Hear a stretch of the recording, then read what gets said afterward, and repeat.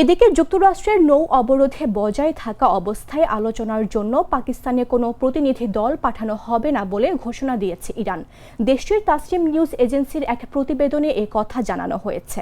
তাসনিম জানিয়েছে, ইরান স্পষ্টভাবে জানিয়ে দিয়েছে ডোনাল্ড ট্রাম্পের ঘোষিত নৌ অবরোধ যতক্ষণ কার্যকর থাকবে ততক্ষণ কোনো আলোচনা হবে না। প্রতিবেদনে বলা হয়, অবরোধ বহাল রেখে আলোচনার টেবিলে বসার কোনো পরিকল্পনা বর্তমানে তেহরানে নেই। গেল 13 এপ্রিল থেকে যুক্তরাষ্ট্র ইরানের ওপর কঠোর নৌ অবরোধ কার্যকর করে। মার্কিন প্রশাসনের দাবি, ইরানি বন্দর থেকে আসা যাওয়া জাহাজের ওপর অবরোধ পূর্ণ শক্তিতে বহাল রয়েছে। এই নৌ অবরোধের ফলে ইরানের প্রতিদিন প্রায় 400 মিলিয়ন বা $40 কোটি রাজস্ব ক্ষতি হচ্ছে বলে জানা গেছে।